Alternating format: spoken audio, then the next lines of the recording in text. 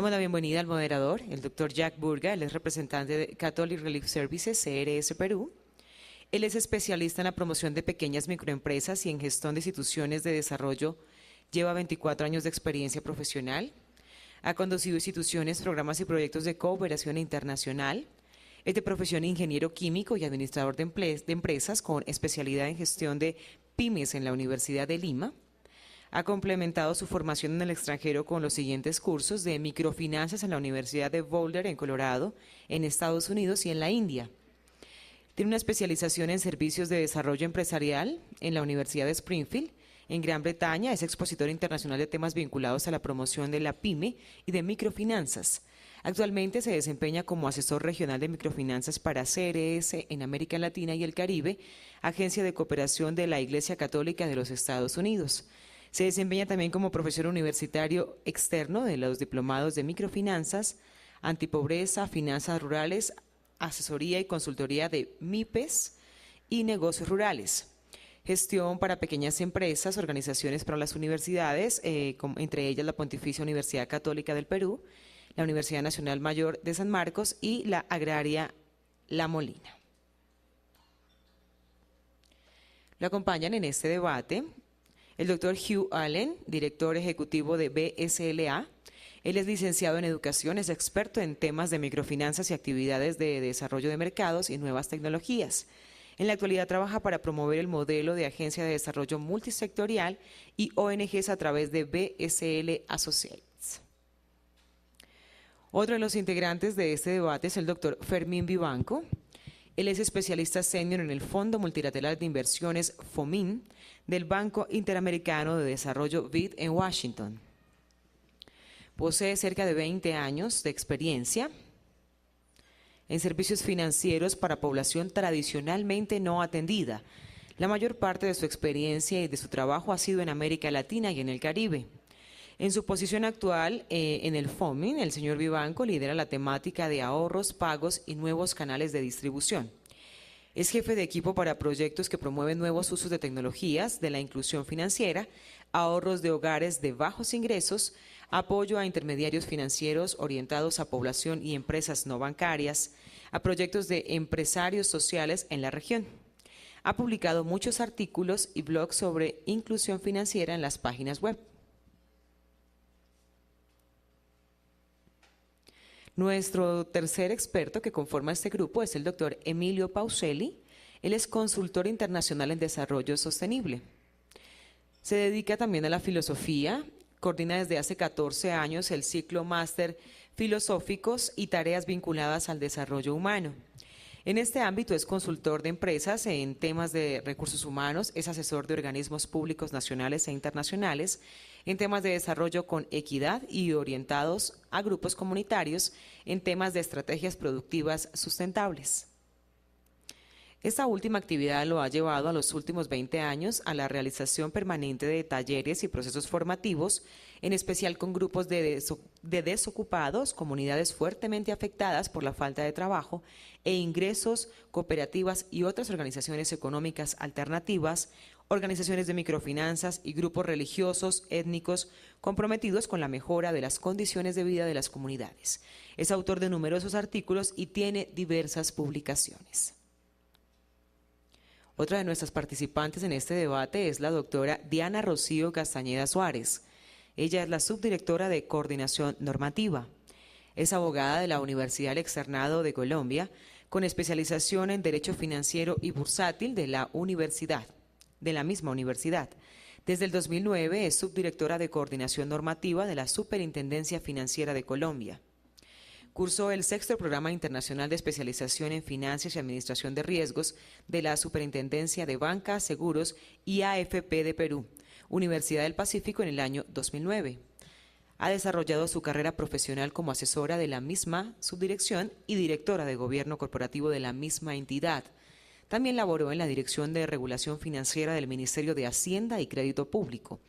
En la anterior Superintendencia Bancaria de Colombia se desempeñó como asesora del despacho del Superintendente Bancario, del Superintendente Delegado para Seguros, del Superintendente Delegado para Pensiones y del Superintendente Delegado para Instituciones Financieras, como abogada de la delegatura jurídica de la misma entidad.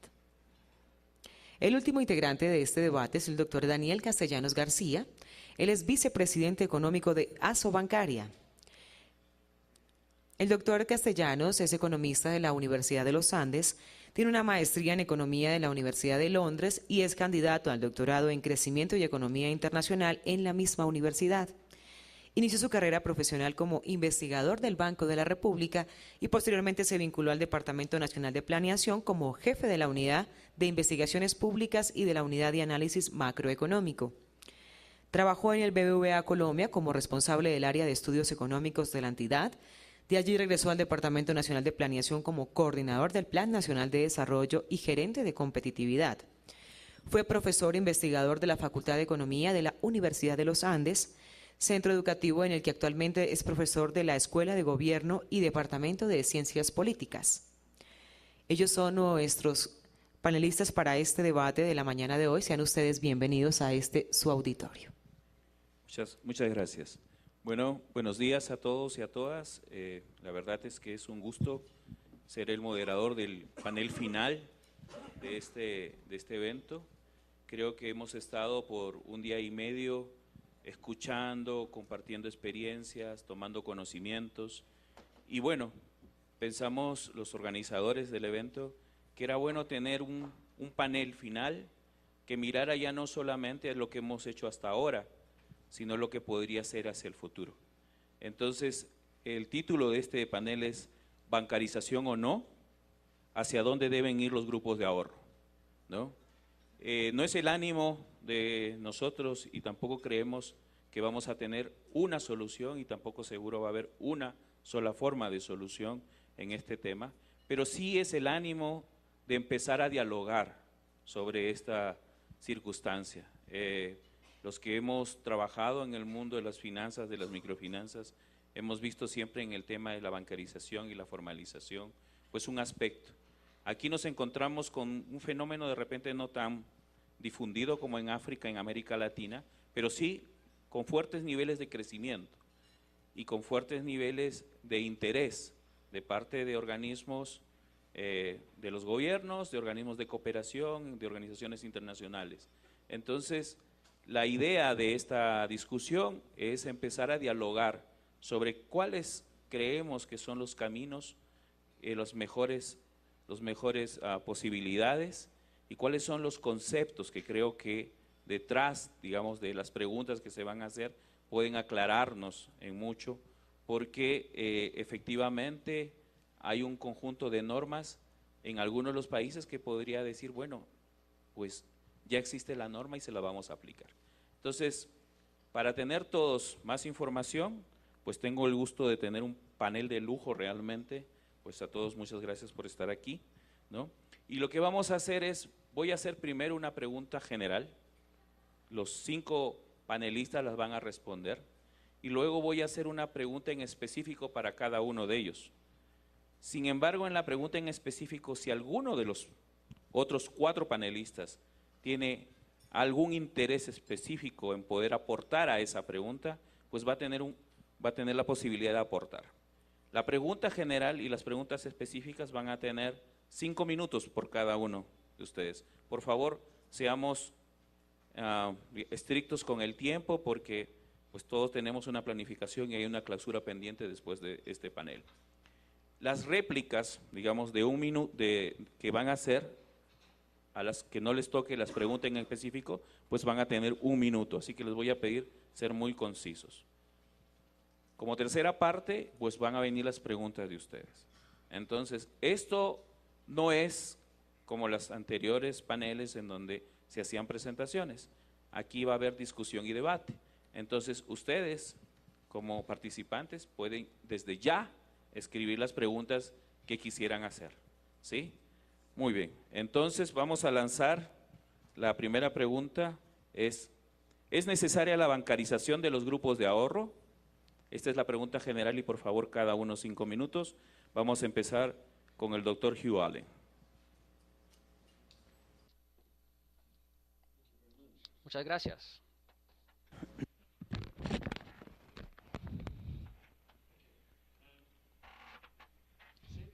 Bueno, los grupos de ahorro, como yo lo dije ayer, obviamente tienen que ser lo que son y no son lo que no son. Principalmente son instrumentos con los que las personas realmente comienzan a tener un alfabetismo financiero, comienzan a entrar en los mercados, comienzan a favorecerse los mercados financieros. Y realmente es que si estos grupos de ahorros pueden comenzar a evolucionar en algo más sofisticado, si pueden comenzar a vincularse con instituciones financieras. Y yo creo que la respuesta a la primera parte de esta pregunta es decir, ok, los grupos de ahorros como ellos, como tal, ellos no necesitan realmente alterar la forma de que ellos llevan a cabo los negocios. Ellos son grupos realmente y son esas personas que están en la posición de comenzar a interactuar con los mercados, de comenzar a ir más allá de los límites de la economía local y simplemente comenzar a llegar a los servicios de las instituciones financieras y ese es el trabajo realmente de las experiencias que ellos tienen como grupos de ahorro. Si nosotros como vemos comenzamos a volver y a tratar de complicarles y a tratar de evolucionarlos en instituciones que tengan un rango variado de productos muchísimo más sofisticados, vamos a tener unos retos muchísimo más complejos. Es mejor para nosotros simplemente mirar los grupos de ahorro como instituciones que son parte del paisaje financiero.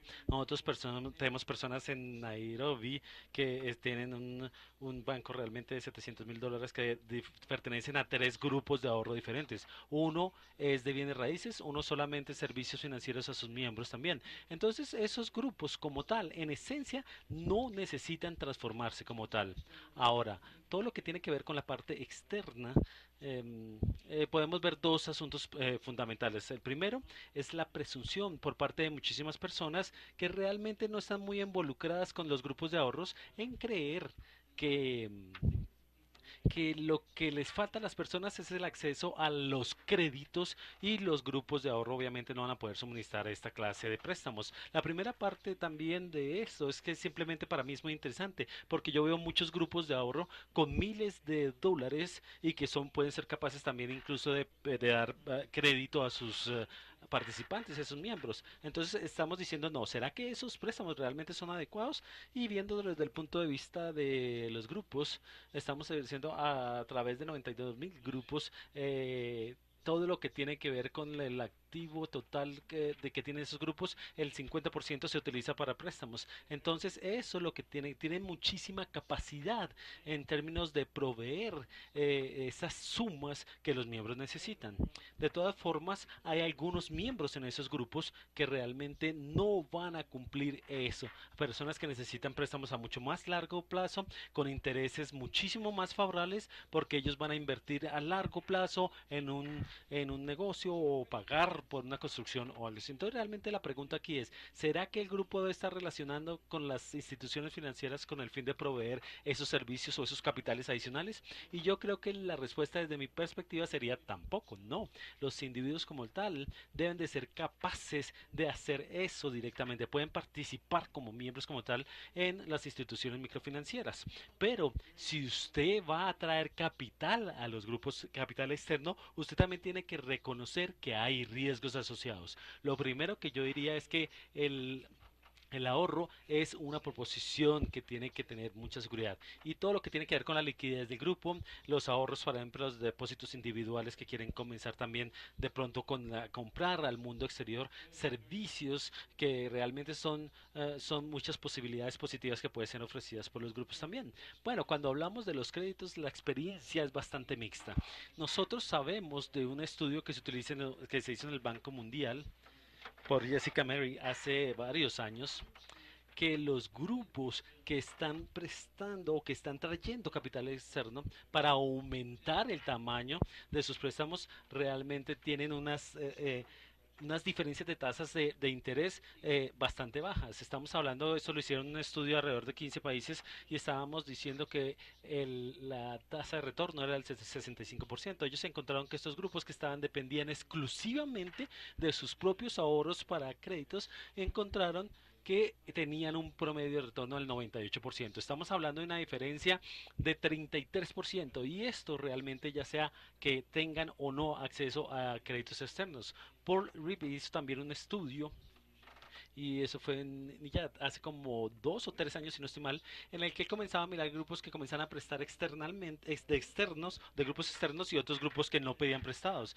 Entonces, habían uno y realmente que perdía 33% de sus miembros. Algunos tenían también buenas experiencias y que al mejor que le fue perdían el 10% de sus miembros, pero simplemente los grupos que dependían de sus ahorros incrementaban sus miembros. Entonces, cuando nosotros comenzamos a hablar de crédito externo, tenemos que tener en cuenta los riesgos asociados que esto existe para el grupo. Y con el fin de mitigar estos riesgos, nosotros necesitamos políticas y usted tiene que estar de acuerdo, obviamente, en el sector de un país que se va a comportar, obviamente, como un grupo de ahorro y se va a respetar como tal, como grupo de ahorro que es, en una forma tradicional. Por Fermín. Fermín. Está poniendo el cronómetro. Bueno, muchas gracias a todos por estar aquí con nosotros en este interesante evento. Bueno, primero quería decir que… más cerca. Primero quería decir que tenemos una plataforma web, una página web en el FOMIN que se llama ProAhorros, es pro-ahorros.org, que quedó en la presentación, donde estamos colocando las diferentes publicaciones y productos de conocimiento sobre estos temas del ahorro. Con respecto a tu pregunta, Jack, yo creo que la pregunta no es tanto si se debería bancarizar los grupos, sino más bien cómo desarrollar algunos principios básicos de cómo hacerlo, porque creo que si bien, y completamente de acuerdo con la expresión de que los grupos son lo que son y no son lo que no son, creo que en América Latina el contexto es diferente al de África, y en misma Colombia, por los datos que tenemos de los proyectos de IED, vemos que, por ejemplo, ya en muchos casos, bueno, el 33% de los miembros de los grupos están invirtiendo en sus negocios. La mitad o más de la mitad de la gente ya de los grupos ya han tenido créditos externos. En Colombia existe una infraestructura de corresponsales bancarios de más de 33.000 en el país. Existe, digamos, un contexto y unas necesidades particulares, incluso dentro de los diferentes grupos, de las diferentes personas, que hacen imparable el que los grupos, de alguna manera, las personas dentro de los grupos desarrollen relaciones con los intermediarios financieros en el país. Y estoy completamente de acuerdo con lo que ha dicho Hugh de enfocarnos principalmente en los vínculos en el ahorro. O sea, creo que el exceso de liquidez de los grupos, que quizá no es tanto como en África, pero sí hay un exceso de liquidez que queda en las cajas, en la medida que el fenómeno de los grupos vaya creciendo, y si ahora tenemos 70.000 grupos o hay 70.000 grupos, en la medida que eso vaya creciendo genera un riesgo en las comunidades, y no es difícil desarrollar un producto de ahorro líquido para que ese exceso de liquidez se pueda depositar en una cuenta simplificada. Y yo creo que corregiría a Carlos Cáceres, que hablaba de los fees. Es cierto que hay muchas cuentas de ahorro que se van comiendo el saldo, pero existe también una experiencia ahí ya en el informe de inclusión financiera de Banca Las Oportunidades. Se muestra que hay ya 3 bancos que tienen cuentas de ahorro simplificadas que, por sus características, permitirían a los grupos, quizá con algunas adaptaciones pequeñas, tener ese exceso de liquidez depositado en una cuenta simplificada a través de un corresponsal bancario. Yo creo que eso sería un buen servicio a los grupos. También el tema de que cuando acaba el ciclo hay personas que ese exceso no exceso de liquidez, sino, digamos, esos beneficios o ese ahorro que se devuelve más el interés o digamos, la utilidad, no lo necesita o no lo quiere invertir o prefiere guardarlo para una inversión mayor o, no sé, para la educación de una hija o una mejora en la vivienda, el desarrollar certificados de depósito adaptados a las condiciones de los miembros de los grupos, de fácil apertura, de monto pequeño, con una educación financiera o digamos, un aprendizaje de cómo utilizar ese producto. Creo que eso podría funcionar bien, y hay un caldo de cultivo interesante. Hay interés, yo creo que, no quizá de todos los intermediarios, pero hay algunos intermediarios, cooperativas de ahorro y crédito y estos 3 bancos que comento, que tienen ya estos productos de cuentas simplificadas que podrían ofrecer certificados de depósito de ahorro para los grupos. El tema del crédito externo, yo comparto con Hughes que el crédito externo puede de alguna manera desvirtuar o afectar la cohesión dentro del grupo y podría afectar la forma como el grupo opera, ¿no? Y a pesar de que CARE en África tiene una publicación que se llama Connecting the World's Poorest to the Banks o algo así, ellos hablan de que los grupos hay que vincularlos de manera grupal y no de manera individual. Yo no estoy seguro el tema de vincular los grupos de manera grupal a entidades microfinancieras. Creo que hay que conocer más esas experiencias, ver cómo están funcionando y efectivamente existe, como dice Hugh, la posibilidad de que las personas dentro del grupo, ese 20, 30% o no sé, que necesitan un crédito mayor, puedan solicitarlo a las entidades microfinancieras. Ahora bien, sí es verdad que dentro de los grupos existen personas que tienen... Ya se pasaron los 5 minutos. Tienen varios, o sea, participan en varios grupos, participan en 2, 3 grupos. Entonces, de alguna manera, esas personas demuestran que lo que el grupo les ofrece en términos de crédito o en términos de ahorro no es suficiente, ¿no? Y creo que hablar con la gente, entender realmente por qué están en varios grupos y analizar si están en varios grupos porque ahorran más o porque necesitan más crédito, que posiblemente es lo segundo, nos ayudaría a entender qué tipo de productos de crédito no están disponibles para esas personas, ¿no? Y quizá trabajar con las entidades microfinancieras para que desarrollen esos productos. Entonces, yo creo que no se puede hacer una respuesta así general si hay que bancarizar o no a los grupos, pero sí hay que trabajar mucho más en los vínculos entre las personas de los grupos y los grupos y las instituciones financieras. Gracias, Fermín. Vamos a darle paso a Emilio, por favor. Dale el micrófono. Emilio, por favor, tratemos de ceñirnos a los 5 minutos, si no vamos a terminar un poco más tarde. Gracias, Jack.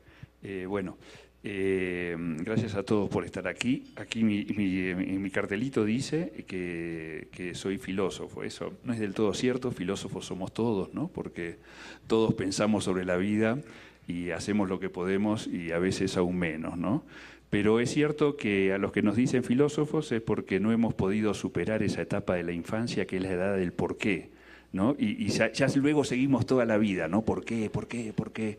Y entonces yo hoy traje 4 por qué para compartir con ustedes, ¿no? El primer por qué que me llama la atención es por qué este es un tema de debate para nosotros, cuando en verdad que hagan los grupos es un tema de los integrantes de los grupos, ¿no? De lo que ellos consideren que deben hacer. Y comparto con Fermín que hay muchas personas en los grupos que necesitan otro tipo de servicios financieros, adicional al de los grupos, digamos, ¿no? Adicional al de los grupos, y bueno, y es muy importante que su paso por los grupos también le facilite ese acceso y que las propias entidades financieras puedan generar productos para esas personas. Pero el tema de qué hacen los grupos en relación a la bancarización, creo que es un tema de los participantes de los grupos. El segundo porqué que traje para ustedes, lo voy a anticipar con una pregunta, ¿no? ¿Qué les parecería a ustedes una persona que estudia ingeniería durante 5 o 6 años y luego finalmente se gradúa de antropólogo? Le llamaría la atención, ¿no? Diría, algo está pasando acá raro. Entonces, el porqué que yo me hago es por qué los grupos de ahorro se deberían graduar transformándose en clientes de una entidad bancaria. Quizás los grupos de ahorro se gradúen cuando no necesiten más el facilitador de IED Vital. Quizás los grupos de ahorro se gradúen cuando no necesiten pagar en África a un facilitador de SPS, digamos, ¿no? Quizás cuando uno estudia ingeniería se recibe de ingeniero y no de antropólogo. El tercer porqué que traigo es por qué decimos que los grupos son un sistema informal. Ya en esa expresión ya tenemos algún problemita, ¿no? Ya si es un sistema y es informal, ya ahí tendríamos que meternos con la teoría del caos y es muy complicado. Yo no leo esas cosas porque me confunden y me quitan la tranquilidad espiritual. Pero en verdad, bueno, yo he conocido muchos grupos en Colombia y he visto y he leído, y los grupos parecen ser instituciones inmensamente formales. Uno ve fotos de los grupos, está esa reunión en círculo, está esa caja, tiene todo lo que tiene que tener la institucionalidad y la formalidad. Tiene el contenido y tiene el ritual, digamos, ¿no? Así que me sorprende que sigamos hablando de que los grupos son un sistema informal. Los grupos tienen una forma distinta, ¿eh? Y nosotros vivimos en una cultura que nos cuesta mucho aceptar lo distinto, ¿eh? A nosotros nos convencieron que la verdad es una, que Dios es uno y que además es el de uno, digamos, ¿no? Y entonces, cuando nuestra mente tiene que hacer algún esfuerzo para pensar que quizás la realidad tiene diversidad, ahí las personas inteligentes, como nos decía ayer Hugh, hacemos agua, digamos, ¿no? Nos perdemos y no sabemos bien para dónde seguir. Y el cuarto porqué que quería compartir con ustedes es por qué creemos que el sistema bancario o el sistema, para llamarlo con propiedad, financiero regulado, que excede al sistema bancario, ¿por qué creemos que es el único sistema financiero? ¿Eh? En verdad, nuestras sociedades funcionan a través de diversos sistemas financieros. El sistema financiero que mal se llama sistema financiero formal, porque hay muchos otros sistemas financieros formales, que mal se llama sistema financiero tradicional. Hay tradiciones financieras en la humanidad que son mucho más antiguas, ¿no?, que los actuales sistemas financieros regulados. Estos sistemas conviven y coexisten y son coordinados por la política. La política es la que da unidad a los distintos sistemas financieros a través de distintos instrumentos, por ejemplo, la política monetaria, entre otros. Esto es muy importante porque si nosotros no nos preguntamos por qué creemos que el sistema financiero regulado es el único, rápidamente nos vemos en un problema, que inclusión financiera es transformarse en cliente de una entidad financiera regulada. Y ahí nos perdimos, digamos, ¿no? Claro, alguno de ustedes puede dudar de que no sea el único sistema financiero. Bueno, hay un ejemplo que es muy claro, ¿no? En el 2008 el sistema financiero regulado enfrentó dificultades. Desde la política que coordina sistemas financieros se tomaron recursos de otros sistemas financieros de la sociedad y se le entregaron al sistema financiero regulado para que pueda recomponer su operación. Entonces es nuestra práctica histórica la que nos muestra que los sistemas financieros de nuestras sociedades son varios, digamos, ¿no? Para terminar, nosotros tenemos distintos sistemas de regulaciones, ¿no? Por ejemplo, nosotros regulamos la producción y el manejo de alimentos. Acá en Colombia creo que se llama INVIMA, en Argentina se llama SENASA, y entonces ahí tenemos normas para la producción industrial de alimentos, tenemos normas para la producción de alimentos en restaurantes, tenemos normas para... Hasta ahora a nadie se le ocurrió establecer normas para cómo hacemos la comida en nuestra casa. Creo que moriríamos de hambre, ¿no? Si alguien nos dice, supónganse, ¿no? Sería como un examen prenupcial. Usted se va a casar, venga, tiene que dar examen a ver cómo va a preparar la comida para alimentar a sus hijos, ¿no? Digo, como los Beatles, que son de la generación de algunos de nosotros, ¿no? Let it be. Los grupos son las finanzas de la cocina de la casa, son las finanzas de la cocina de la comunidad. No nos metamos con eso, esa es la base de la vida, ¿no? Gracias. Gracias, Emilio, muchas gracias. Ahora vamos a dar paso a Diana.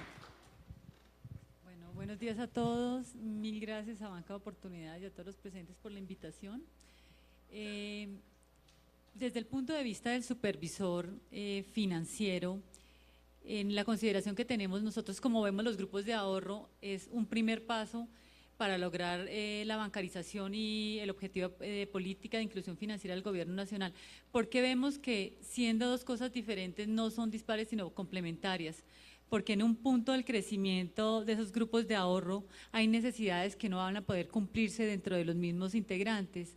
Hay una razón de ser del sistema financiero que puede ser bastante, digamos, conservadora, pero que justifica la existencia de un supervisor, de una regulación específica, de unos costos de operación, que es la protección que quiere dar el Estado al manejo del recurso del público y que siempre ha sido, digamos, un punto de debate a nivel doctrinario, porque precisamente de esos recursos y ese manejo de esos recursos del público es que justifica la existencia y la protección de un orden económico, social y político.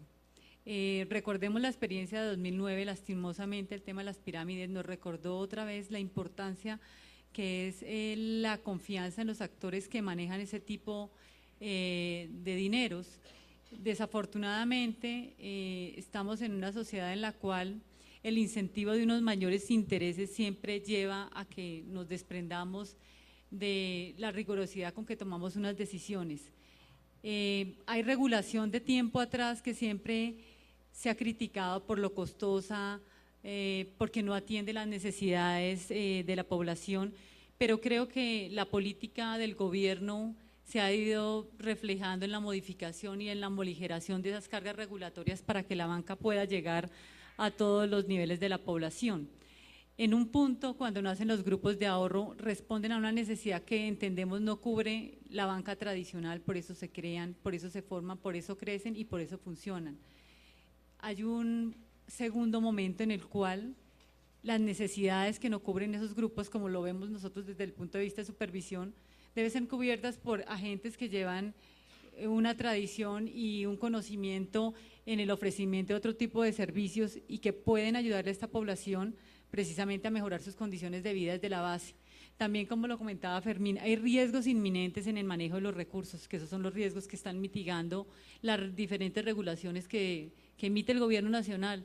No son injustificadas, no tienen ningún fundamento básico, sino que realmente responden a que el manejo de los recursos tiene inmersos riesgos de liquidez, riesgo de lavado de activos, riesgos operativos, riesgos de mercado, que son esos los que mitigan los requerimientos que salga el supervisor.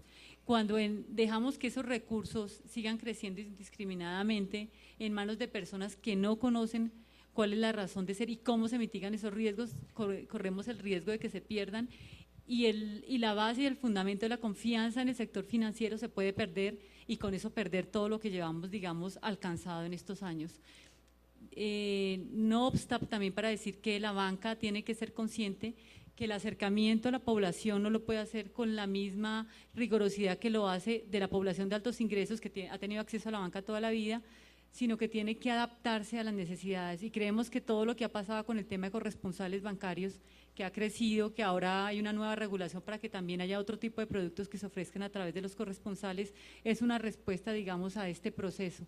El mismo tema también de las cuentas de ahorro con trámite simplificado, que fue una regulación que respondió a la necesidad en un momento que las entidades bancarias nos decían, ustedes no conocen cómo funciona el sistema, ustedes le ponen una barrera de acceso a la población que dice yo no voy a los bancos porque ustedes me exigen una cantidad de papeles y documentos, queremos que los productos respondan a esas necesidades y también el tema de las cuentas de ahorro electrónico y de depósito electrónico. Sabemos que algunos bancos ya están ofreciendo productos, el tema de depósito electrónico en este momento tenemos cerca de 1.700.000, son cuentas que se abren a través del teléfono móvil, entonces sí vemos que de todas maneras hay una necesidad y hay un complemento de parte, digamos, de la bancarización.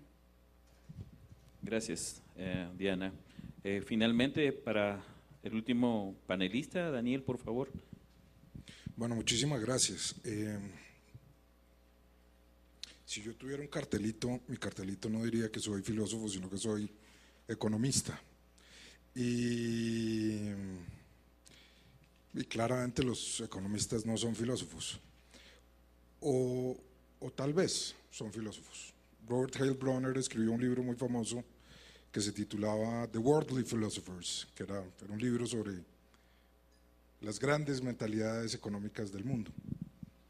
Entonces de pronto somos los filósofos mundanos y yo creo que nos hacemos básicamente las mismas preguntas y de pronto las respondemos de manera similar o de pronto distinta.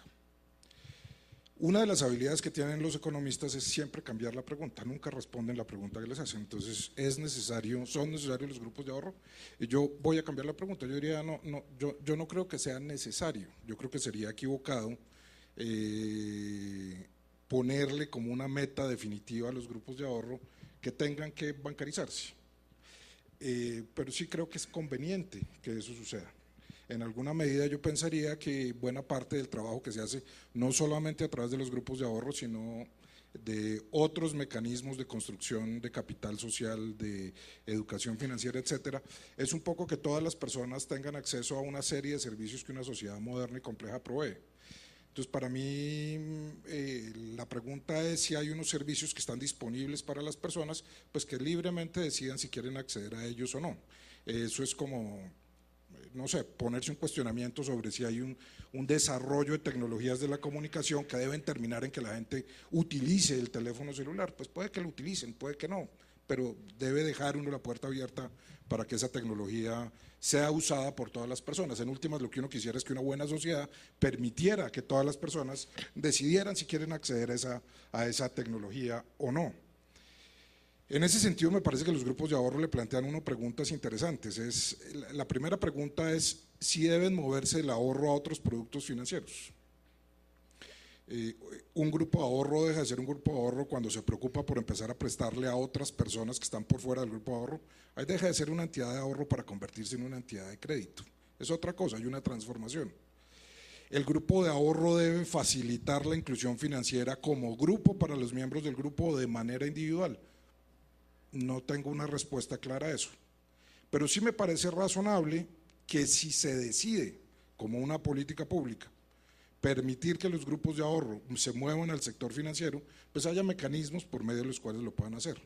Y yo sí veo valor en eso, no solamente por el hecho de que los individuos o los grupos se asocien al sector financiero o porque haya una evolución en los productos y servicios financieros que se prestan a través de esos mecanismos, sino porque creo que de otra manera habría oportunidades desaprovechadas para una sociedad. Supongamos que los grupos de ahorro son solamente grupos de ahorro y que son tremendamente exitosos y que toda la sociedad se afilia a grupos de ahorro y tiene unos volúmenes de ahorro gigantescos y que esos volúmenes de ahorro gigantescos pues todo el mundo, todos los tienen en unas cajitas ahí en algún lugar con 3 llaves.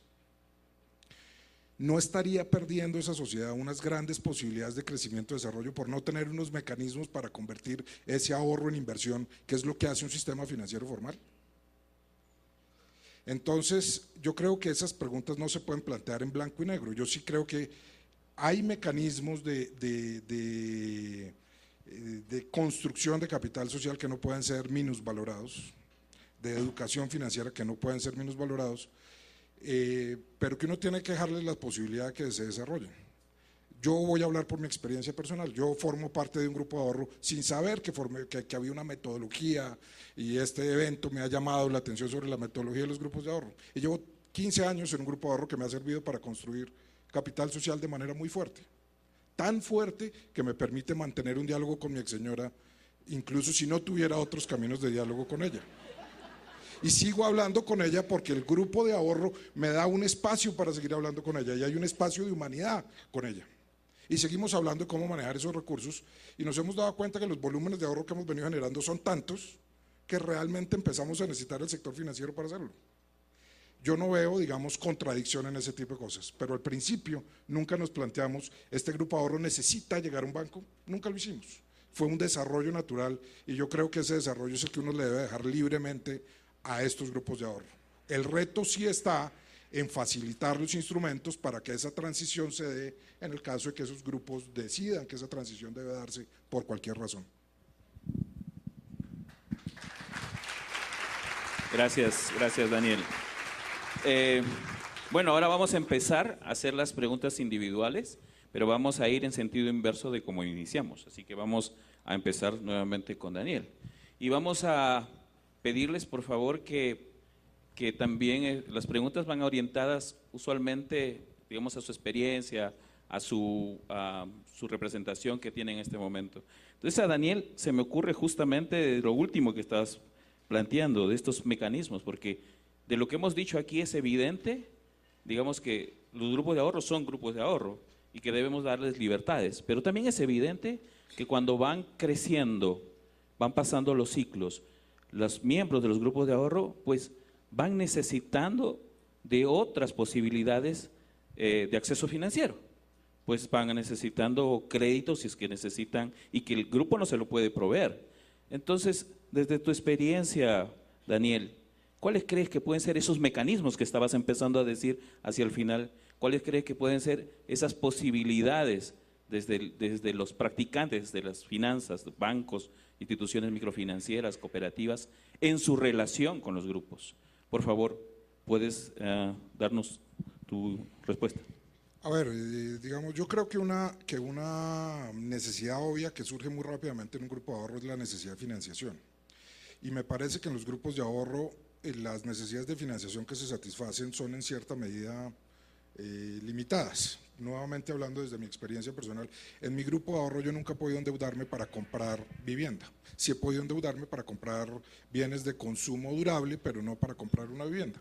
Y mi grupo de ahorro no está en capacidad de generar ese tipo de financiación. O sea, lo que quiero decir es que hay un tipo de productos o de servicios financieros que mi grupo no está en capacidad de dar. La pregunta es si ese grupo me podría servir a mí para acceder a ese otro tipo de servicios financieros. ¿Cómo podría yo utilizar la experiencia que he ganado en mi grupo para acceder a ese otro tipo de servicios financieros en caso que el grupo no los pueda proveer? Me parece que es muy importante que haya un mecanismo por medio del cual se reconozca la tradición de ahorro de la gente de manera formal. Me parece muy complicado que si hay una tradición de ahorro de la gente de 5, 10, 15 años, eso no se ha registrado más allá del grupo de ahorro. Me parece que ese es un dato que la economía en su conjunto debería saber, porque ese es un dato valioso para el sector financiero. Entonces, digamos, de alguna manera, si uno sabe que hay una persona que tiene capacidad de ahorro, que lo ha hecho durante mucho tiempo, esa persona se convierte en una persona atractiva para el sector financiero y se puede convertir más fácilmente en sujeto de crédito. Esa es una posibilidad. Otra posibilidad es pensar en si no vamos a tener un tratamiento individualizado para los miembros de los grupos de ahorro con respecto al sector financiero. La posibilidad es si podemos darles un tratamiento colectivo como persona jurídica, de modo tal que las personas jurídicas accedan a servicios financieros, los grupos de ahorro en cuanto a personas jurídicas accedan a servicios financieros a los cuales no podrían acceder como individuos.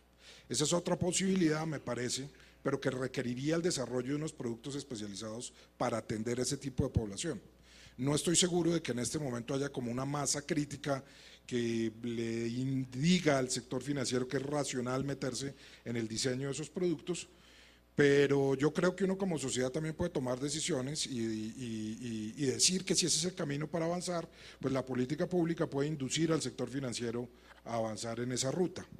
Yo quisiera ver la experiencia de Colombia en los últimos años en materia de inclusión financiera, y lo que ha habido es, me parece a mí, una guía de la política pública hacia el sector privado en materia de desarrollo de productos que han permitido la inclusión de manera muy exitosa, pero siempre entendiendo, digamos, los intereses de uno y otro lado, no como un mecanismo forzoso de inclusión que se le impone al gobierno o al sector privado.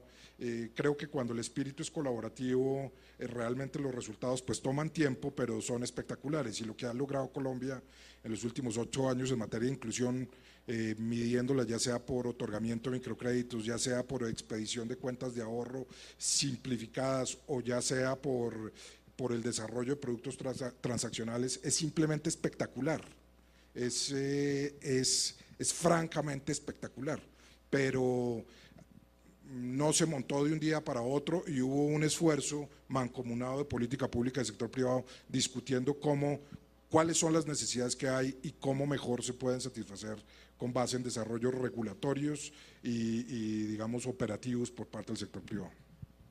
Gracias. Pues, ¿alguno de los miembros del panel quiere completar algo? ¿No? Perfecto. Pues vamos entonces con Diana. Diana, tú nos estabas hablando mucho sobre cuidar el sistema, sobre los riesgos que hay, ¿verdad? Riesgos de varios tipos por el manejo de los ahorros, por los montos que van creciendo, por la posibilidad que hay también de la intermediación, ¿no? Riesgos de lavado. Pues, ¿cómo es posible, cómo sería posible, pues, incorporar todas esta, digamos, práctica dentro de los grupos de ahorro de tener estas precauciones contra estos riesgos sin que sea complejo para los miembros de los grupos y sin que sea demasiado costoso? Bueno, yo creo que la base primera para gestionar esos riesgos es entender que no son los mismos, no es la misma gestión de riesgos de una entidad financiera, sino son cosas realmente simples que se pueden avanzar con un conocimiento simple de la misma forma de qué se entiende por cada riesgo al interior del grupo. No puedo comparar ni puedo decir que los mismos requerimientos que se sacan para el sector financiero son los que deben implementar los grupos, porque estamos hablando de un nacimiento y una experiencia diferente. ¿Qué creo? Yo creo que la manera de gestionarlos no es regularlos, porque como digo, es la base, es el conocimiento. ¿Qué entiendo yo por riesgo de lavado y qué le puedo explicar a esos grupos? Conozca quién está en el grupo, de dónde provienen los ingresos, de dónde están sacando los recursos, y ya con eso yo tengo claro que el integrante del grupo que está a mi lado es cultivador de papa, trabaja en determinado lado, sé de dónde vienen sus ingresos. Es lo básico, el conocimiento, digamos, del integrante del grupo, para conocer la actividad y para estar tranquilo que sus recursos no van a venir a provenir de una actividad lícita, sea financiación de terrorismo, sea lavado de activos o actividades delincuenciales en general. De otro lado, gestión de riesgo de liquidez. Entiendo que inmerso dentro de ese mismo manejo de los recursos, los grupos tienen como unos procedimientos de gestión de esos recursos. Entonces no veo que haya una necesidad de tener un requerimiento de liquidez como lo tienen las entidades bancarias, sino sencillamente hay unas necesidades que deben cubrirse y que deben tener un disponible, en términos más básicos, unos recursos disponibles para que ellos puedan cubrir esas necesidades. El riesgo operativo, aquí no veo, digamos, un requerimiento de riesgo operativo como un SARO, como lo tienen las entidades financieras, dado que aquí lo que vemos es el manejo de efectivo depositado en unos determinados o invertido en unas determinadas decisiones que han hecho los clientes, y que también hacen que, digamos, sea otro tipo de factor a considerar, no tan grueso y no tan elaborado. Yo pienso que, digamos, en esos grupos hay un conocimiento real de esos riesgos inmersos que no requieren ni regulación, ni elaboración de manuales, ni de procedimientos, sino sencillamente sentarse todos a conocer quién es quién, qué hace, cómo se maneja, y el tema de la honestidad es clave.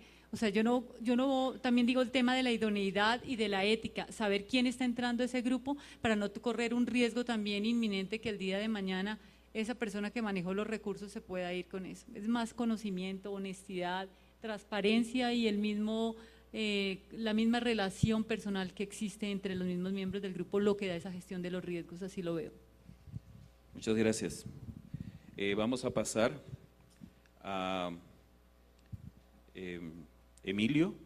Emilio, tú nos estabas hablando y nos hiciste las preguntas claves de los por qué, ¿no? Casi me hiciste acordar la estrategia de los 5W para estar seguro de algo, ¿no? Y yo quiero preguntarte sobre algo que siempre, bueno, los que estamos metidos en el mundo del desarrollo, pues que casi como que es una condición para hacer algo ahora, ¿no? Tiene que ver con la sostenibilidad de los grupos de ahorro.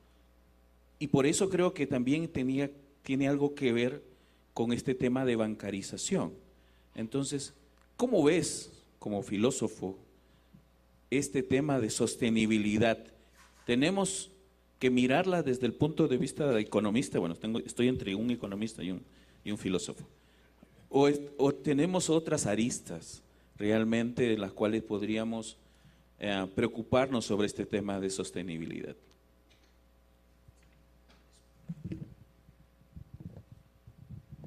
Gracias, Jack. Bueno, es muy interesante, ¿no? Eso es lo que tratamos de colaborar con muchas comunidades en el tema de desarrollo sustentable. Para poner un título, la experiencia que nosotros venimos haciendo en los últimos 20 años, hacer buenos negocios no es garantía de hacer una buena sociedad. Y por el contrario, hacer una buena sociedad sí es garantía de hacer buenos negocios. Como bien lo explicó Carlos Cáceres antes, ¿no? Cuando él explicaba todas las posibilidades de hacer negocio que surgen sobre la base de la confianza que se construye en los grupos de ahorro, el conocimiento que la gente tiene entre sí, el conocimiento que la gente tiene de su entorno. Y en este sentido hay como una confusión, ¿no? Quizás que a veces nos pasa a todos los que trabajamos en este mundo del desarrollo. Y no tiene que ver con el mundo de desarrollo, tiene que ver con nuestra cultura, ¿no? Y es confundir el dinero con la riqueza, ¿no? Cuando en verdad son dos cosas bien distintas. Muchos de ustedes han llegado hasta aquí en avión. o por otros medios de transporte y han gastado mucho dinero para eso, ¿no? Pero en realidad la riqueza no es el dinero que gastaron, la riqueza es el avión, es la tecnología que permite que el avión vuele, es el conocimiento que tiene el piloto y que los trajo hasta acá y no los arrojó en el medio del mar. Esa es la riqueza, digamos, ¿no? Y nos pasa mucho, ¿no? Entonces nosotros imaginamos que si mañana, por algún mecanismo misterioso que aún no hemos descubierto, le pudiéramos dar a cada familia $500 por mes para que dé una buena educación a los hijos, creeríamos que hemos resuelto el problema, ¿no? Sin embargo, los $500 no son la riqueza es la buena educación. Y si nosotros hoy vivimos en una cultura que si miramos los últimos 50 años, la educación se ha depreciado y ha generado, en el mejor de los casos, modelos de una pobre educación para pobres, no lo resolvemos con dinero, ¿no? Y llevado al terreno que me pregunta Jack, la sostenibilidad tiene que ver con eso, la sostenibilidad tiene que ver con la producción de riqueza, no tiene que ver con la producción de dinero.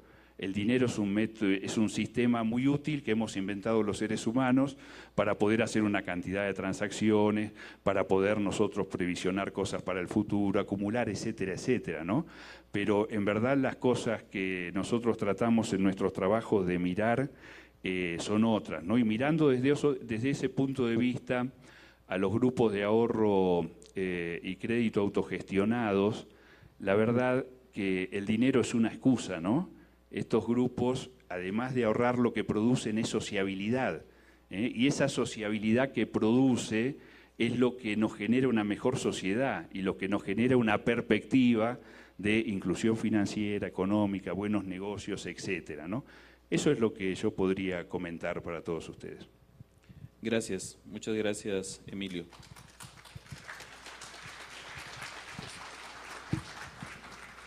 Pues vamos a pasar ahora con Fermín. Y Fermín nos estaba hablando de su experiencia en el banco, de la inclusión financiera, y empezaba también a darnos algunas pinceladas de lo que dijo, a pesar de principios, digamos, algunos principios que sí se podrían, no tal vez exactamente normar, pero sí, digamos, establecer, como que concordar, para que efectivamente tuviéramos pues más tranquilidad en esta especie de bancarización, yo diría, de tener todos la tranquilidad que los grupos de ahorro están trabajando de una manera pues transparente, con códigos que están haciendo esto. Específicamente, yo sé que los tienen, pero quisiera pedirle por favor a Fermín, dada su experiencia y trabajo en el BIT y en el FOMIN, que nos cuente un poco más cuáles podrían ser, nos detalle un poquito más cuáles podrían ser estos principios que podríamos empezar a pensar y empezar a dialogar, que nos podrían guiar hacia tener una mejor, digamos, organización con los grupos de ahorro. Gracias, Jack. Bueno, primero decir que, digamos, que nuestro acercamiento a los grupos de ahorro como metodología diferenciada de lo que son las cooperativas de ahorro y crédito, las mutuales, las cajas de ahorro, cajas solidarias, se debió principalmente al tema del capital social, de lo que comentaba Emilio, ¿no? de ese papel que toma el grupo de ahorro en una comunidad donde quizá no había habido servicios financieros, donde no había habido institucionalidad o digamos, estructuras sociales. Entonces, ese capital humano, ese empoderamiento que al final significa quizá mayor participación, incluso ciudadana, política, como en el proyecto de Oxfam en Centroamérica, eso nos llamaba mucho la atención. Entonces, al mismo tiempo, son grupos de ahorro y crédito. Entonces, es difícil que los principios que se establezcan o que, más que se establezcan, que se acuerden entre las diferentes entidades que trabajan con los grupos de ahorro en aspectos de bancarización o de inclusión financiera formal, son difíciles porque de alguna manera se quiere preservar ese papel fundamental del tema de capital social de los grupos de ahorro. Pero por otro lado creo que también son indispensables, o sea, hay que hacerlo, ¿no? Porque va a ocurrir y está ocurriendo incluso en los grupos de ahorro que están tutelados o apoyados por entidades, como aquellas replicaciones de manera espontánea, que van a tener sus propias reglas también. Entonces, el poder tener algunos principios que nos permitan saber si hay un grupo de bajo riesgo o un grupo que está funcionando bien o que está funcionando mal, creo que eso es necesario. La dificultad está en decir cuáles son esos principios, ¿no? Creo que quizá uno de ellos sería de empezar a trabajar en ese uso de servicios financieros formales a partir del segundo o tercer ciclo. O sea, yo creo que no forzar a los grupos al principio a abrir una cuenta de ahorro en un banco, me parece que eso podría complicar lo que es el propio funcionamiento del grupo con una imposición que sería un poco externa. Entonces yo creo que ese principio de empezar a trabajar a partir del segundo o tercer ciclo, creo que eso podría ser un buen principio.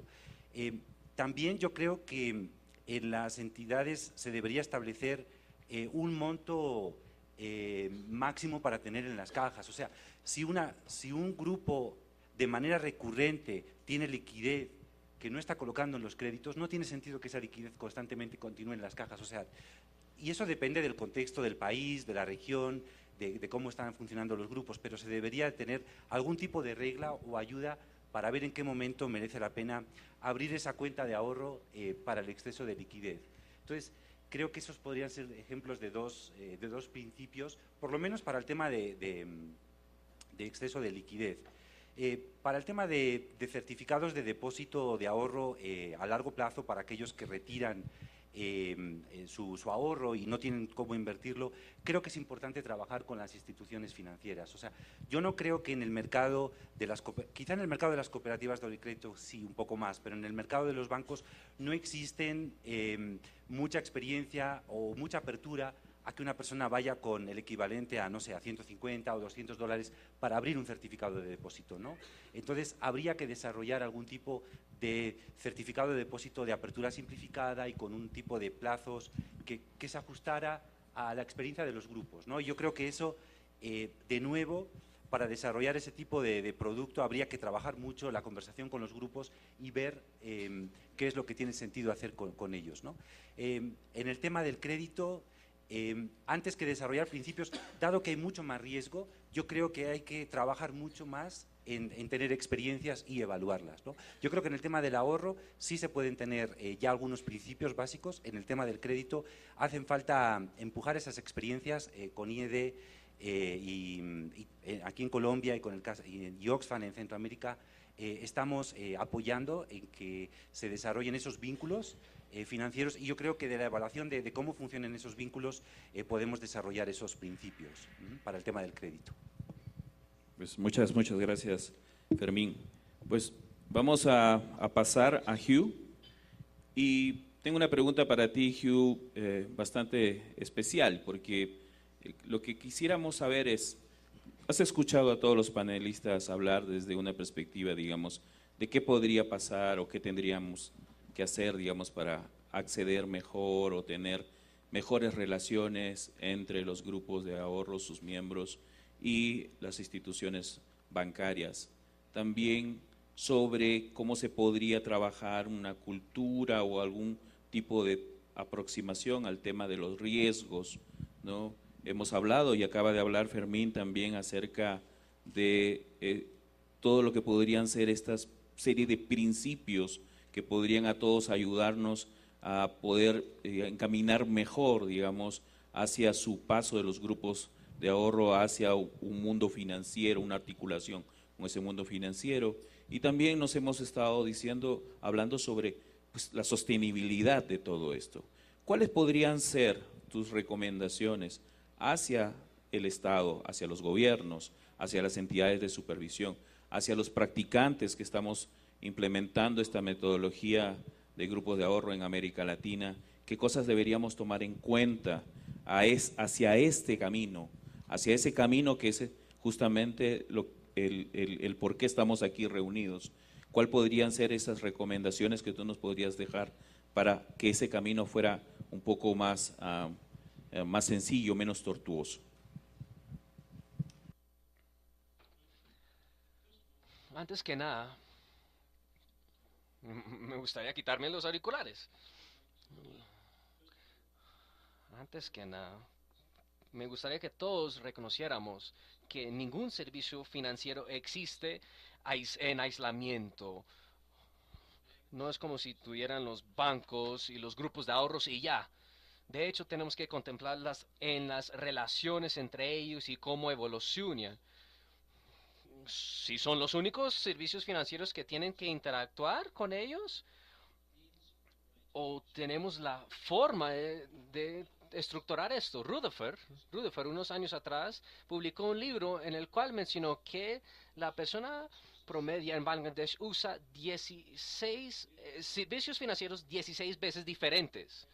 Solamente normalmente son informales, amigos, familiares. Entonces hay una mezcla de servicios financieros que existen para los pobres, que se eligen de parte de esos pobres y interactúan con el sistema financiero en formas que ellos mismos escogen. El grado al cual sí puede existir una interacción entre los grupos de ahorros y el sistema financiero depende principalmente en el hecho de que el sistema financiero reconozca que es un sector que representa una oportunidad de negocios y empieza a personalizar productos para estos grupos de ahorros para no afectar drásticamente cómo operan, pero también tengo que tener la humildad de reconocer como un sector que no somos los únicos actores y la única opción, y la forma en la cual eligen los productos es definida por los miembros de los grupos. Al decir eso, sí hay varios principios que deberían guiar la forma en la cual las instituciones interactúan con los grupos de ahorros. Creo que a lo largo del tiempo estos serán principios que se han aceptado por los grupos de ahorros. Uno ya se mencionó, que no es una buena idea para que las instituciones ofrezcan préstamos a los grupos de ahorros durante el primer ciclo. Lo que deberían estar enfocados es en conocerse para entender cómo se pueden beneficiar al pertenecer a este grupo de ahorros, cuáles son los riesgos, las oportunidades, cómo de hecho pueden explotar esto y a la vez reconocer que tienen obligaciones a sus miembros. Eso deberían de ser las preocupaciones en el primer ciclo y no quieren afectar eso al ofrecerles mucho dinero, atraer a las personas incorrectas al grupo de ahorros. El segundo punto es que si se les va a ofrecer dinero a grupos de ahorro, debería estar basado en su desempeño. Algunas instituciones que no voy a nombrar que piensan que tan pronto grupos han terminado su primer ciclo, se debería poder prestarle hasta 5 o 6 veces más de lo que ya han ahorrado. Eso obviamente no es razonable. En el momento en el cual ofrecen esa cantidad de dinero, seguramente van a colocar un recurso enfrente de esas personas con las cuales no tienen experiencia con ese tipo de producto y van a crear problemas significativos. Otra parte de ese problema es que muchos grupos de ahorros, cuando se reconocen como un beneficiario potencial o un potencial cliente para un crédito externo, reciben visitas de muchas instituciones microfinancieras. He experimentado esto en Niger, en donde grupos estaban recibiendo préstamos de 3 diferentes instituciones financieras, habían recibido mucho más dinero de lo que eran capaces de operar y manejar, y después de 5 años este proceso, esta dinámica tuvo un colapso completo. Entonces, reconocimiento del sector financiero, de que tienen que ser precavidos, cuidadosos en cuanto a la cantidad de dinero que les ofrecen a los grupos de ahorros y la variedad de fuentes que ofrecen este dinero también es importante. También creo que cuando un instituto externo visita a un grupo y toma la decisión de ofrecerles dinero, ellos usan su propia aproximación, su propia estrategia. Y perciben este grupo como un canal para hacer esto a un bajo costo, sin respeto por la dinámica de estos grupos de ahorros.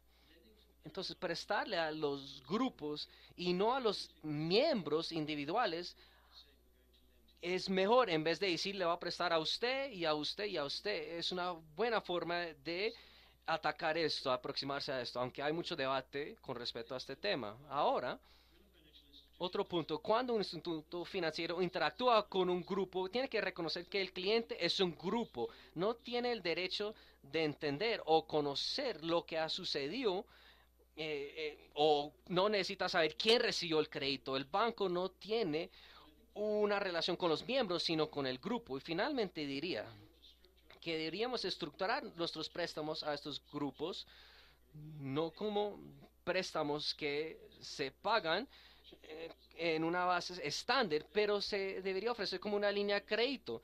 Eso estaría mejor personalizado y mejor adaptado al contexto y la dinámica de estas áreas rurales. Y esos serían mis principios básicos. Muchas gracias, Hugh.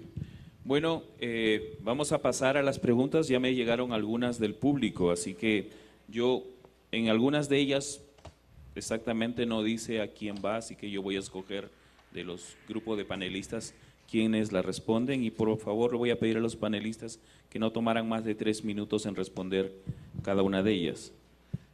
Aquí la primera dice, y esta primera pregunta iría a Daniel, ¿no? Y también a Fermín. ¿Sí? La primera pregunta dice, ¿es posible que una entidad financiera, aparte de sus servicios financieros que ofrece, proponga un escenario de servicios integrales a las personas de los grupos de ahorro?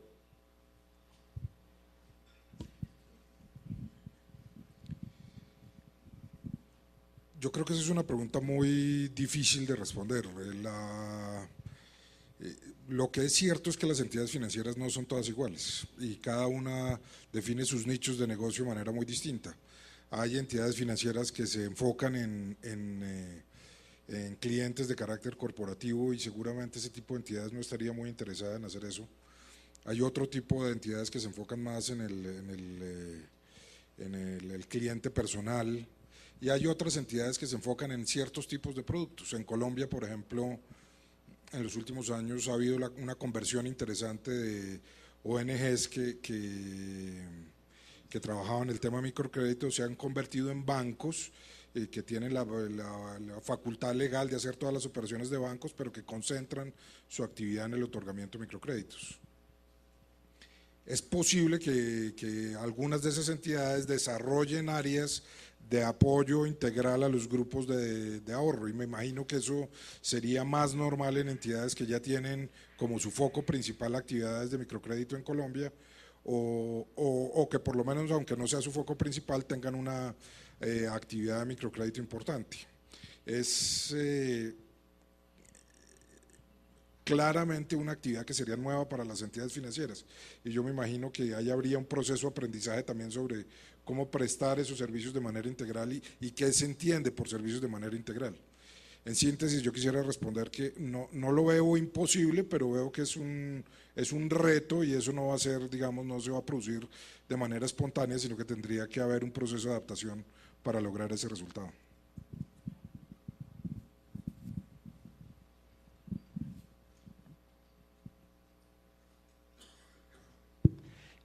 Sí, muchas gracias por la pregunta. Sí, yo creo que sí es posible, y si es deseable no lo sé, o sea, depende del contexto, depende del contexto. O sea, creo que hay zonas, por ejemplo, en zonas rurales, donde la presencia de proveedores quizá de ciertos servicios no está, y quizá una entidad financiera que esté enfocada a población tradicionalmente no atendida, como puede ser una cooperativa de ahorro y crédito o un banco microfinanciero, puede, mediante alianzas, ofrecer esos servicios no financieros que complementan los servicios financieros de una manera que sea sostenible, o sea, que desarrolle algún tipo de modelo de negocio que permita ofrecer esos servicios de manera sostenible. Entonces, yo diría que sí es posible, pero a la hora de ver si es sostenible dependería del contexto y dependería de la capacidad y el interés de esa entidad por desarrollar un modelo de negocio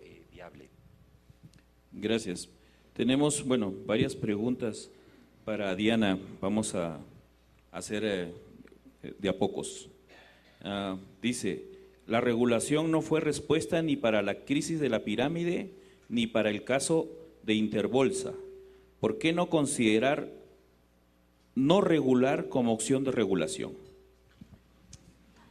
Bueno, una respuesta bastante contundente. La regulación no evita que hayan actividades delincuenciales, nunca, jamás. La regulación es una respuesta a situaciones concretas en las cuales se tratan de afianzar los controles para evitar que eso vuelva a suceder. No sé si lo de las pirámides, la regulación sirvió o no sirvió, pero sí provocó una crisis económica y social a nivel del país, que obligó a por lo menos revisar la regulación desde el punto de vista penal, porque no se podían coger todos los esquemas de pirámides que estaban funcionando en el país. Y en el tema de Interbolsa es sabido de todos los que están acá y para los que no sepan, que están haciéndose las investigaciones porque era tan complejo el esquema que ellos habían utilizado para manipular las acciones, que todavía no se han podido, se imputaron algunos cargos, pero no se han podido tener, digamos, los fallos que señalen los culpables y las penas que van a tener que pagar. Pero la regulación nunca es el mecanismo para evitar que los delincuentes actúen. Eso nunca va a pasar en ningún país. Gracias, Diana. Una pregunta para Emilio. Así. A mí me parece que no podemos sacar las lecciones equivocadas de un fenómeno como las pirámides o como la crisis del 2008. Yo creo que la lección clara de la crisis del 2008 para el sistema financiero internacional no es que no era necesaria la regulación, sino que no era suficiente. Yo creo que para la gran mayoría del planeta la lección de la crisis del año 2008 fue: el sistema financiero necesita más regulación, no menos. Y puede que suene absurdo que lo esté diciendo yo, pues, es decir, hablo en nombre de entidades que sufren la regulación y la supervisión. Pero la verdad es que la actividad financiera es una actividad compleja que para funcionar adecuadamente requiere altos niveles de regulación y requiere una supervisión muy técnica que entienda los propósitos de esa regulación. Entonces me parece que realmente pedir menos regulación es invitar a más crisis financieras. Muchas gracias, Daniel. Bueno, ahora sí vamos hacia Emilio. Emilio dice: si un grupo se siente feliz, tiene confianza, tiene seguridad, amistad, mecanismos de control, liderazgo y participación, ¿por qué no los dejamos así?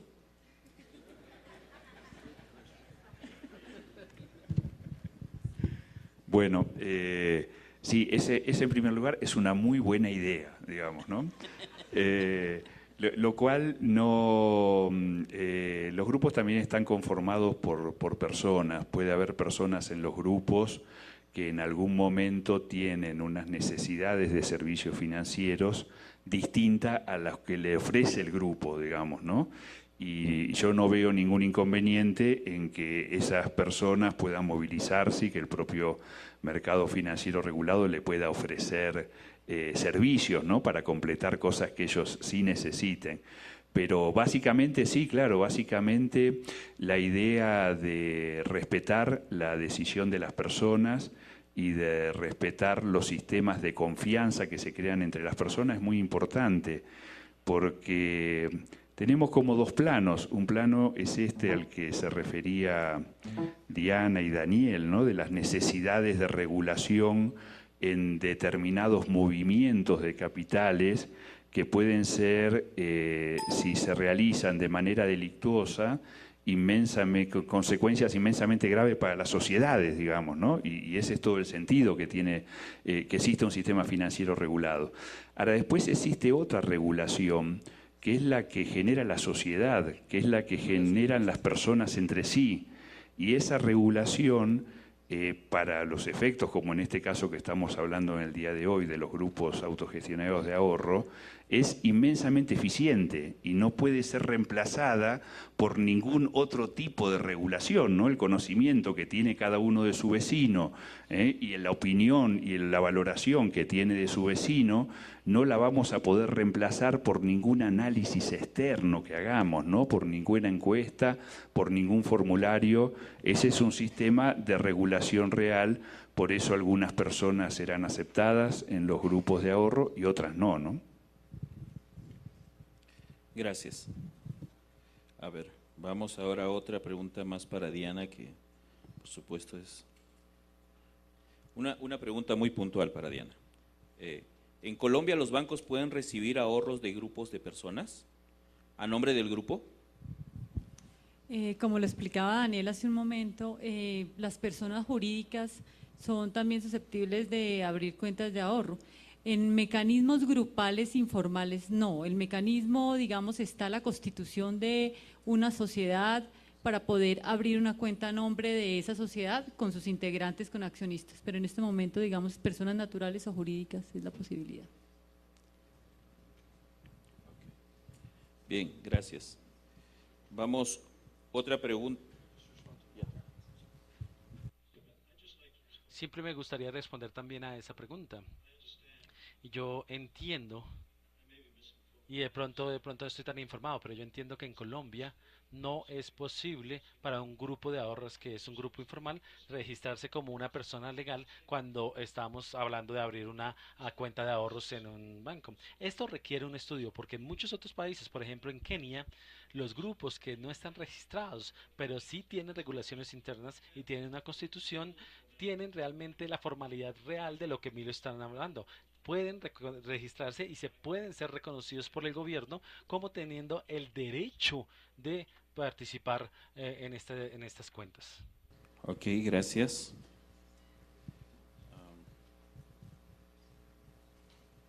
Una pregunta para Daniel.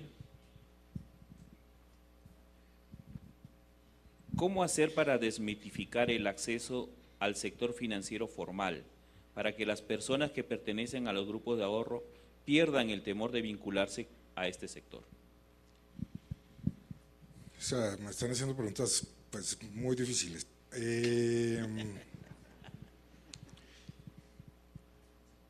Tal vez lo que vaya a decir ahorita es políticamente incorrecto, pero yo creo que es muy importante darse cuenta de que en Colombia hay una relación entre pobreza, informalidad y falta de bancarización. Yo creo que la razón principal por la cual la gente no accede al sistema financiero es porque tiene unos niveles de ingreso extremadamente bajos, porque se mueve en el mundo de la informalidad y porque esas dos cosas chocan contra el sistema financiero. El sistema financiero, es cierto, tiene unos costos por sus servicios que para las personas de bajos ingresos pueden ser prohibitivos, y la reacción natural de una persona frente a esos costos entonces es simplemente decir, pues no me interesa tener ese tipo de servicios porque son demasiado costosos para mí. Y yo también creo que hay unos temas de carácter cultural que tienen que ver con el hecho de que las entidades financieras son vistas como grandes corporaciones con enormes utilidades frente a las cuales el usuario de la calle, pues digamos, mira las entidades así. Y hay una responsabilidad, yo creo, de las entidades financieras en ponerse al nivel de los usuarios para que vean que realmente tener negocios con una entidad financiera no tiene ningún misterio. Pero es cierto que las entidades financieras tienen que hacer una transformación en ese sentido. Y esa transformación no va a ser completa sino hasta que incluso personas de altísimos niveles de informalidad y de muy bajos niveles de ingreso puedan llegar a un banco y decir, denme servicios financieros. Y eso va a ser muy difícil. Lo primero que va a ocurrir es que las entidades van a ofrecer servicios financieros gratuitos, pero ofrecer servicios a personas totalmente informales va a ser muy difícil. ¿Por qué? Porque la principal función de una entidad financiera es prestarle dinero a alguien, y para prestarle dinero a alguien yo tengo que saber quién es. En un grupo de ahorro la gente se conoce, es la interacción social la que permite el conocimiento de la persona. En una entidad financiera se requiere una documentación que solamente surge de la formalidad de la persona. Si una persona es totalmente informal y llega a la entidad y dice, présteme plata, pues la entidad financiera le va a decir, primero que todo no te conozco, y segundo, no tienes la documentación que a mí me sirve para saber si te puedo prestar plata o no. Entonces, ese no es un problema fácil de resolver. Las entidades están resolviendo el problema que a mí me parece casi que inconcebible, de ofrecer productos gratis. Una entidad que tiene ánimo de lucro que ofrece productos gratis, y lo están empezando a hacer. En Colombia ya hay muchos productos financieros que son gratuitos. Yo no sé cómo hacen. Se requiere mucho ingenio para lograr eso. Pero la siguiente dificultad es el tema de la informalidad y el tema de la relación de la informalidad con la pobreza. Y en esto no nos podemos confundir en la causalidad. A veces uno trata de resolver los problemas de los pobres y de los informales. Por ejemplo, una aproximación típica de resolución de la pobreza es una definición de pobre es aquel que vive, por ejemplo, en una casa con piso de tierra. Entonces, si le cemento el piso a la persona, deja de ser pobre. Pues no, puede que tenga el piso ya de cemento, pero su condición de pobre no ha sido fundamentalmente alterada por las condiciones en las cuales vive. Entonces yo sí creo que hay problemas sociales de fondo que tienen que ser resueltos antes de que esos problemas de acceso al sector financiero sean resueltos completamente. Gracias. Una pregunta para Emilio. Dice, ¿la cocina de las personas no son las roscas? ¿Promover los grupos de ahorro no es también una forma de decirle a la gente cómo debe cocinar? Sí, en algún sentido sí y en otro sentido no, ¿no? Las roscas están desde antes de los grupos de ahorro, las natilleras existen desde antes de los grupos de ahorro. Yo creo que la metodología de los grupos de ahorro ha tenido una inmensa virtud. Ha aprendido de las construcciones culturales que ya la sociedad había hecho y que por diversas razones se fueron perdiendo, ¿no? Qué sé yo, bueno, yo le voy a dar un ejemplo de Argentina.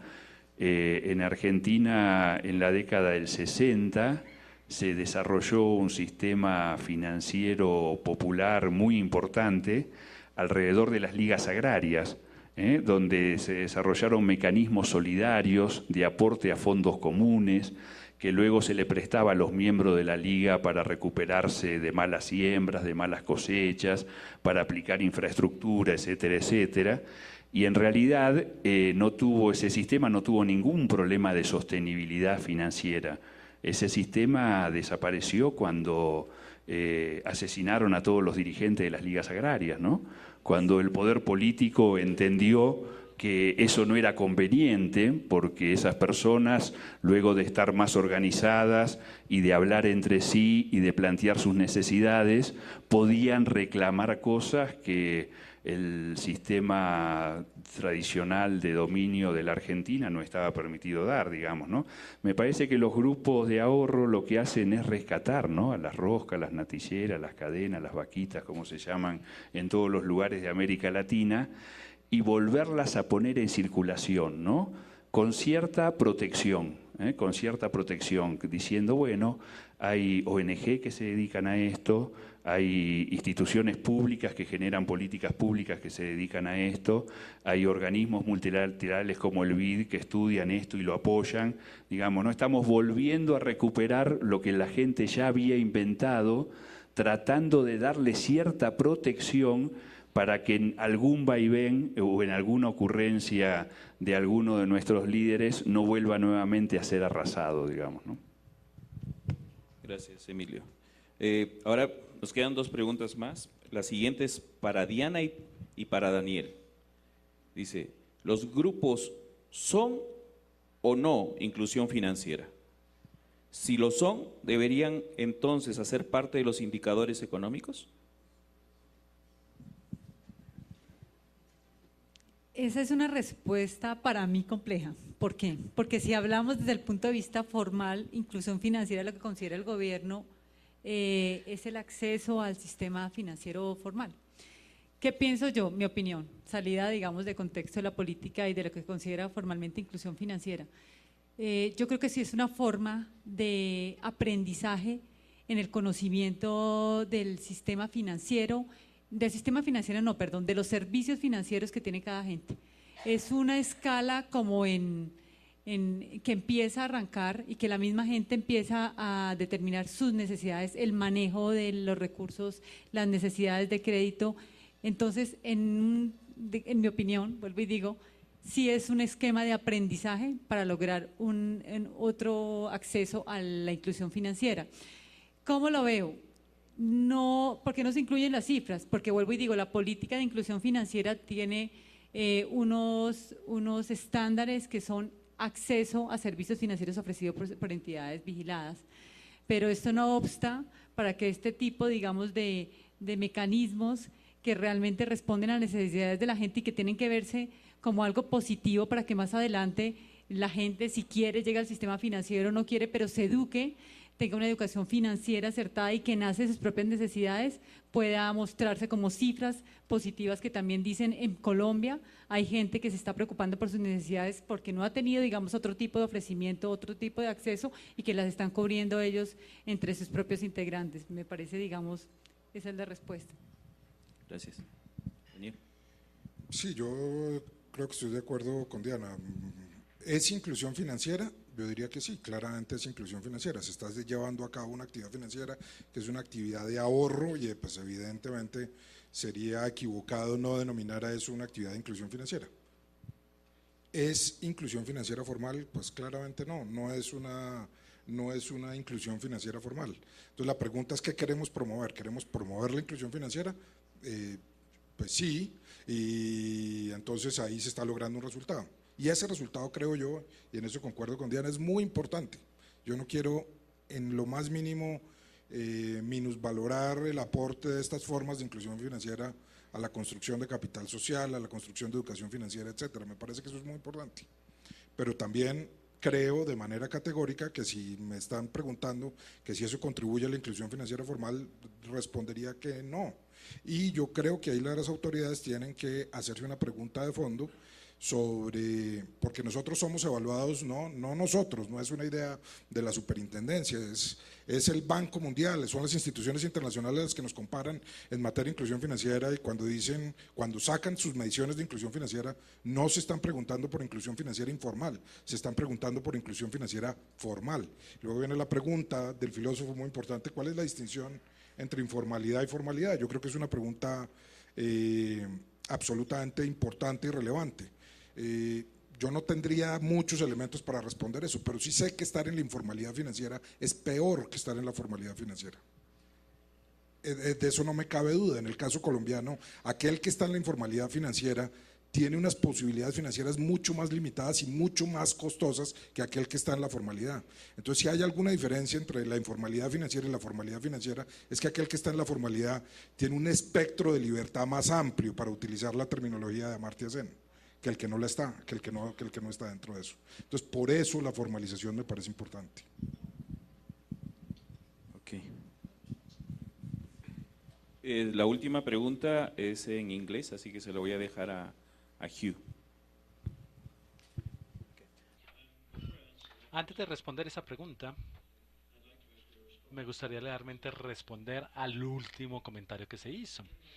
En Nairobi se estima que menos de la mitad de la media clase son los que tienen el acceso a estos clubes de inversión. Eso simplemente $1.000 hasta millones de dólares. Y la cantidad de dinero que está en ese sistema se estima que es muchísimo más que toda la industria microfinanciera de la industria. Y todo no está regulado. Y realmente las nociones de simplemente de saber que no está regulado realmente es importante, y eso se tiene que comenzar a preguntar, porque el potencial de esta clase de enfoque realmente tiene unas implicaciones muy grandes. Yo creo que en la economía nacional sería impresionante el término que se incluya esta cantidad de dinero. Y la pregunta que yo tengo es que ¿qué beneficios hay en vincular una red de grupos de ahorro comunitario y qué se puede hacer al respecto? Bueno, primero que todo, yo creo que hay muchísimo interés en toda la idea, obviamente, de vincular a todos los grupos de ahorro. Yo creo que los grupos de ahorro han tenido muchísimo éxito y las personas han concluido que porque se agrega capital realmente, hay un aumento de capital que ocurre con un grupo de personas que acuerdan unir esos grupos de ahorro, realmente han salido algunos beneficios, y esos beneficios tienen que ser explotados realmente como tales en los grupos, y pues puede ser explotado por entidades muchísimo más grandes. Desafortunadamente hay mucha tendencia a pensar que hay una buena idea en vincular todos los grupos, y se comienzan a hacer antes de pensar por qué esa vinculación. y obviamente los productos particulares pueden ser diferentes de los que está ofreciendo un grupo al otro. Y algo que puede ser un consejo que les pueda dar al respecto es impresionante. Simplemente comiencen a pensar cuáles son los beneficios de ese vínculo. Y yo puedo pensar de un par de ejemplos también de vínculos que sí funcionan. Por ejemplo, en Niger, grupos comienzan a entrar en comunidades donde todos se conocen. De pronto están en grupos separados, pero más o menos se conocen entre todos y saben quiénes son. Y ellos se acuerdan realmente de comenzar a almacenar su cereal simplemente para explotar las oportunidades del mercado. Y eso funciona. Y funciona porque realmente no hay mucha administración, no hay mucha técnica que se requiere, no se requiere contabilidad, ni contaduría, ni nada de eso. Es simplemente que sean transparentes y que las cuentas sean simples. Usted simplemente almacena los granos, usted se asegura que no pase absolutamente nada ni que tenga plagas fumigando, haciendo sus fumigaciones y lo vende al mejor postor. En Tanzania, un plan ha creado un sistema que ha comenzado a vincular muchos grupos con el fin de que ellos puedan involucrarse en actividades. Y la principal actividad ha sido para ser intermediarios de capitales entre ellos, pero también han agregado otra serie de actividades a esos que tienen que ver, por ejemplo, con el cuidado de huérfanos, de cultura, tecnología de agricultura, etcétera. Ahí realmente la dificultad viene cuando usted crea un sistema de esa clase que no es para incluir todo lo que usted podía incluir, sino se enfoca solamente en lo que usted puede hacer bien y lo que es realmente importante para la comunidad, porque muy seguido usted reúne a las personas, usted crea estos grupos, usted tiene una muy buena razón, pero realmente quiere tener tantas actividades que ya no se puede manejar, se vuelve inmanejable y va a tener un problema de escape de recursos. Y otro potencial también que se puede ver desde la parte de vinculación y eso, por ejemplo, en Etiopía, es que hay algunos grupos y se reunieron para todo lo que tiene que ver con seguros. Y por lo general, los seguros cogen a los grupos que son bastante pequeños, ellos toman la ayuda, pero pues obviamente ellos no pueden tratar con catástrofes grandes. Entonces ellos simplemente comienzan a unirlos y es algo que se está mirando desde una perspectiva bastante interesante.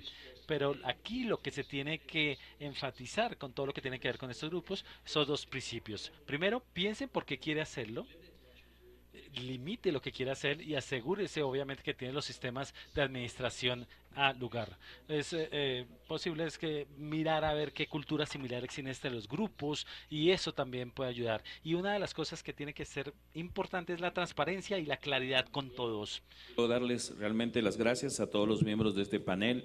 Creo que hemos cumplido con creces el objetivo de empezar a discutir y dialogar sobre este tema del futuro de los grupos de ahorro en América Latina.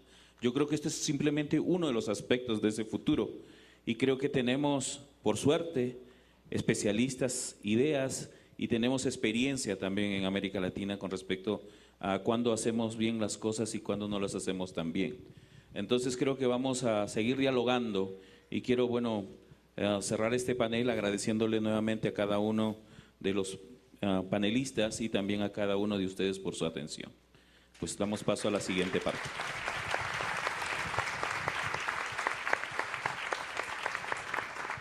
Agradecemos al doctor Jack Burgan, moderador de esta discusión, desde luego a los participantes del mismo, los expertos, al doctor Hugh Allen, al doctor Fermín Vivanco, al doctor Emilio Pauselli, la doctora Diana Rocío Castañeda y el doctor Daniel Castellanos García. Con esos importantes aportes que acabamos de colectar redundarán significativos resultados en la parte final del Foro Latinoamericano de Grupos de Ahorro.